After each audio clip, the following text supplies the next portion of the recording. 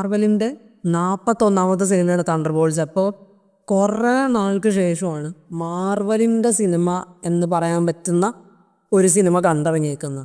ഇത്രയും നാൾ മാർവൽ ഇറക്കിയ എല്ലാ സിനിമയ്ക്കകത്തും കോമഡിയൊക്കെ വെറുതെ ഒരു കാര്യമില്ല കോമഡി കുത്തി കയറ്റത്, ആക്ഷനെ മാത്രം ഫോക്കസ് ചെയ്ത് സ്റ്റോറി ലൈനിന് കൂടുതൽ ഇമ്പോർട്ടൻസ് കൊടുക്കാതെ ഉള്ള സ്ക്രിപ്റ്റുകളും മൂവീസും ആയിരുന്നു ഇത്ര നാൾ മാർവലിൽ വന്നിട്ടുള്ളത്. അതിൽ നിന്ന് വളരെ ഡിഫറെൻ്റ് ആയിട്ടുള്ള ഒരു സിനിമയാണ് തണ്ടർബോൾട്സ്. തണ്ടർബോൾട്സിൽ അവർ ഈ സിനിമയെ ഭയങ്കര ഗ്രൗണ്ടഡ് ആക്കാൻ ശ്രമിച്ചിട്ട് മെജോറിറ്റി ഇവർ സ്ക്രിപ്റ്റിന് ഫോക്കസ് കൊടുത്ത് ആക്ഷൻ കുറവായിട്ടാണ് ഇതിനകത്ത് എടുത്തേക്കുന്നത്. ഈ സിനിമയുടെ സ്ക്രിപ്റ്റാണ് ഇതിൻ്റെ ഏറ്റവും വലിയ പോസിറ്റീവ്. ഇതിന് മുമ്പേ വന്നിരിക്കുന്ന മാർവലിലെ TV ഷോസിലൊക്കെ ഉണ്ടായിരുന്ന കുറേ സൈഡ് ക്യാരക്ടേഴ്സിനെ എടുത്ത് അവരെ എങ്ങനെയാണ് ഒരു മെയിൻ ക്യാരക്ടർ അല്ലെങ്കിൽ ഒരു മെയിൻ ടീം എന്നുള്ള നിലയ്ക്ക് അവരെത്തിക്കുന്നത്, അതാണ് ഇവർ തണ്ടർബോൾട്സിന് മെയിനായിട്ട് ചെയ്തിരിക്കുന്നത്. അത് അവർ പെർഫെക്റ്റ് ആയിട്ടാണ് ചെയ്തിരിക്കുന്നത്.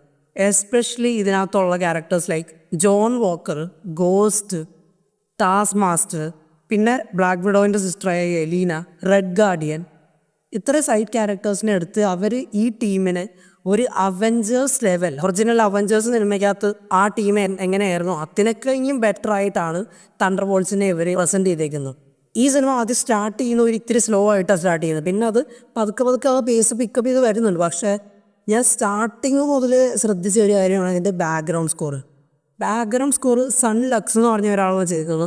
Very unique background score.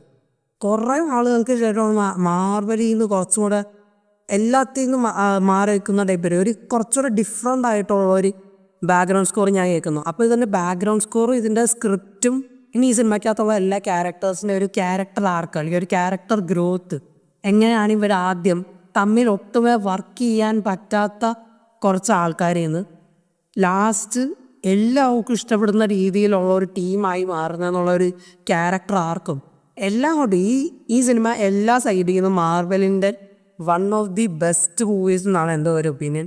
Top 10 എന്ന് വേണമെങ്കിൽ പറയാം, അത് ഓരോരുത്തരുടെ പേഴ്സണൽ ഒപ്പീനിയൻ അനുസരിച്ചിരിക്കും. പക്ഷേ എങ്ങനെയായാലും സ്ക്രിപ്റ്റ് വൈസ് ആയാലും ആക്ടിങ് വൈസ് ആയാലും എസ്പെഷ്യലി ലെലീനയുടെ ക്യാരക്ടർ ചെയ്യുന്ന ഫ്ലോറൻസ് പ്യൂയുടെ ആക്ടിങ് വളരെ നല്ല ആക്ടിങ് ആയിരുന്നു. കാരണം സിനിമയുടെ ചില പോയിൻറ്റ്സിലൊക്കെ ഭയങ്കര ഈ ഇമോഷണൽ സീൻസൊക്കെ വരുമ്പോഴത്തേക്കും എൻ്റെ കണ്ണ് തന്നെ ഏകദേശം കുറച്ച് സീനിലൊക്കെ നിറയാറായത്. അത്രയും നന്നായിട്ടാണ് ഫ്ലോറൻസ് പ്യൂവിൻ്റെ ഇതിനകത്ത് ആക്ടിങ്. ഫ്ലോറൻസ് പ്യൂ എന്ന് മാത്രമല്ല, ഇതിനകത്ത് റെഡ് ഗാർഡിയൻ്റെ റോൾ ചെയ്യുന്ന ഡേവിഡ് ഹാർബറിൻ്റെ കോമഡി സൈഡിലുള്ള എല്ലാം ഡേവിഡ് ഹാർബറാണ് ചെയ്തത്. അപ്പോൾ ഡേവിഡ് ഹാർബറിൻ്റെ എല്ലാ ഡയലോഗ് ഡെലിവറിയും എനിക്ക് പേഴ്സണലി എല്ലാം ഹിറ്റ് ചെയ്തിട്ടുണ്ട്.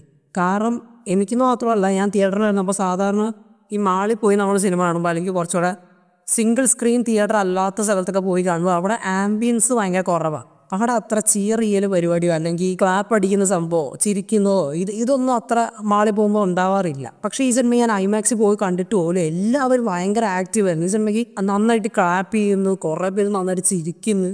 അപ്പോൾ എനിക്ക് ആ ബാക്കിയുള്ളവർ ചിരിക്കുന്നത് കണ്ടപ്പോൾ എനിക്ക് മനസ്സിലായി ഡേവിഡ് ഹാർബറിൻ്റെ ഇതിനകത്ത് ഹ്യൂമർ അല്ലെങ്കിൽ ഡേവിഡ് ഹാർബറിൻ്റെ ജോക്സ് എല്ലാം ഹിറ്റ് ചെയ്തിട്ടുണ്ട്. അത് എനിക്കും ഹിറ്റ് ചെയ്തു, ഓഡിയൻസിനും അത് ഹിറ്റ് ചെയ്യുന്നത് ഞാൻ കണ്ടു. പിന്നെ ജോൺ വോക്കറുടെ കാര്യം പറയാനാണെങ്കിൽ ഫാൽക്കൺ ആൻഡ് ദ വിൻ്റർ സോൾജറിൽ എനിക്കും അത്ര ഇഷ്ടപ്പെടാത്ത ഒരു ക്യാരക്ടറായിരുന്നു ജോൺ വോക്കറിനെ പോലും എനിക്ക് ഈ സിനിമ കഴിഞ്ഞപ്പോൾ അടുത്ത ഏതെങ്കിലും ഒരു പ്രോജക്റ്റ് കാണണം തോന്നി. അതാണ് ഈ ക്യാരക്ടേഴ്സിൻ്റെ ഒക്കെ ഇവിടുന്ന് ഇവിടെ വരെ ഒരു ക്യാരക്ടർ ആർക്കുണ്ട്, ഒരു വെരി ഇൻട്രസ്റ്റിംഗ് ആർക്ക്. കാരണം ഓഡിയൻസിന് ഒരിക്കലും ഇഷ്ടപ്പെടാത്ത കുറേ ക്യാരക്ടേഴ്സിനെ എടുത്ത് ഒരു DC-യുടെ ഒരു സൂസൈഡ് സ്ക്വാഡ് പോലത്തെ ഒരു ടീമിനെ എടുത്ത് എങ്ങനെയാണ് എല്ലാവർക്കും ഇഷ്ടപ്പെടുന്ന ഒരു രീതിക്ക് ഈ ടീമിനെ ആക്കുന്നതെന്നുള്ള ഒരു ക്യാരക്ടർ ഡെവലപ്മെൻറ്റും വാസ് ആക്ച്വലി വെരി ഇൻട്രസ്റ്റിംഗ്. അപ്പോൾ ഈ ലെവൽ റൈറ്റിംഗ് ഒക്കെ മാർവൽ കണ്ടിന്യൂ ചെയ്ത് ഇനി ഫാന്റാസ്റ്റിക് ഫോറിലും കൂടെ ഇത് കണ്ടിന്യൂ ചെയ്താൽ അപ്പോൾ നമുക്ക് പറയാം മാർവൽ ഇസ് ബാക്ക്. ഇപ്പോൾ തൽക്കാലത്തൊക്കെ ഞാൻ മാർവൽ ബാക്ക് ആണെന്ന് ഞാൻ പറയുന്നില്ല, പക്ഷേ തണ്ടർബോൾട്സ് മാർവൽ ബാക്ക് ആവുന്നതിൻ്റെ ഒരു സ്റ്റാർട്ടിംഗ് ആണ്. അവർ പടി കയറുന്നേ ഉള്ളൂ,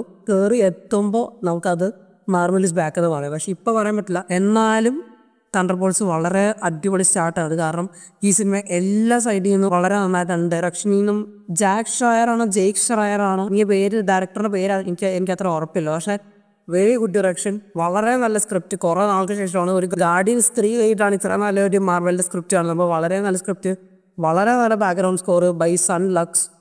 പിന്നെ ഇതിൻ്റെ സ്ക്രിപ്റ്റും ബാക്ക്ഗ്രൗണ്ട് സ്കോറും ആക്ടിങ്ങും അല്ലാതെ ഇതിൻ്റെ ഏറ്റവും ബെസ്റ്റ് സംഭവം അല്ലെങ്കിൽ ഏറ്റവും പോസിറ്റീവായിട്ടുള്ള സംഭവം എനിക്ക് തോന്നിയത് സെൻട്രി എന്ന് പറയുന്ന ക്യാരക്ടറാണ്.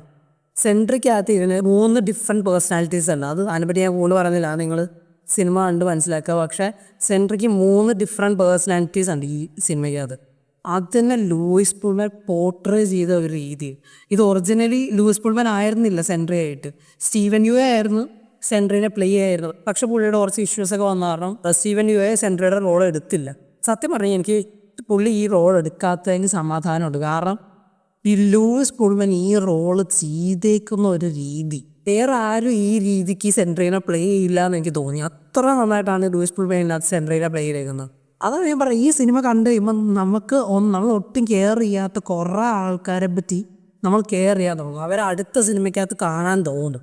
പിന്നെ ബക്കി ഇതിനകത്തുണ്ട്. ബക്കിക്ക് അത്ര മേജർ റോളൊന്നും ഇല്ല അങ്ങനെ പറയാം. പക്ഷേ ബക്കിയും അത്യാവശ്യം നന്നായിട്ടുണ്ട്. ബക്കിയുടെ ഒരു ബൈക്കും കൊണ്ടുള്ള ഒരു സീനുണ്ട് ഒരു ഹൈവേയിലൊക്കെ, അതൊക്കെ സെറ്റായിരുന്നു. അപ്പോൾ ബക്കി നല്ലതാണ്. എല്ലാവരും എൻ്റെ കാസ്റ്റിൽ എല്ലാവരും അടിപൊളിയായിട്ടാണ് ഈ സിനിമയ്ക്കകത്ത് ആക്ട് ചെയ്തേക്കുന്നത്. എല്ലാവരും പെർഫോമൻസ് നല്ലതാണ്, സ്ക്രിപ്റ്റ് നല്ലതാണ്. ഓവറോൾ ഒരു വളരെ നല്ല മാർവൽസ്. ഇതിന് ഞാൻ ഒരു സ്കോർ കൊടുക്കാനാണെങ്കിൽ ഞാൻ ഡെഫിനറ്റ്ലി 5 ഔട്ട് ഓഫ് 5 അതിനാണ് കൊടുക്കുക. കാരണം കുറേ നാൾ കഴിഞ്ഞിട്ടാണ് എനിക്ക് റീവാച്ച് ചെയ്യാൻ തോന്നിയ ഒരു മാർവൽ സിനിമ വന്നു. ഇതിനു മുമ്പേ വന്നൊക്കെ തോർ ലവ് ആൻഡ് തണ്ടറും ആൻറ്റിമാനും മാർവൽസും എല്ലാം എന്തിനോ വേണ്ടി തിളയ്ക്കുന്ന ഒരു സാമ്പാർ പോലത്തെ കുറേ സിനിമകളൊക്കെയാണ്. വെറുതെ സിനിമ ഉണ്ടാക്കാൻ വേണ്ടി ഉണ്ടാക്കിയ കുറച്ച് സിനിമകൾ, ആർക്കും എൻജോയ് ചെയ്യാൻ പറ്റുന്ന, ആർക്കും വീണ്ടും തിരിച്ച് റീവാച്ച് ചെയ്യാനുള്ള ഒരു ഫീലിംഗ് വരെ.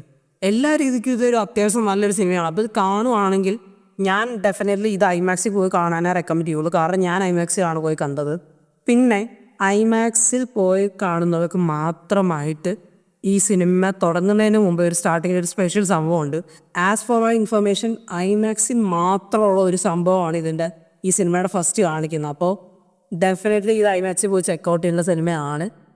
ഐമാക്സിൽ എത്ര റേറ്റ് ആണെങ്കിലും ഇറ്റ്സ് ഡെഫിനറ്റ്ലി വർത്ത് ഇറ്റ്. അപ്പോൾ നെക്സ്റ്റ് വീഡിയോയിൽ കാണാം. ബൈ.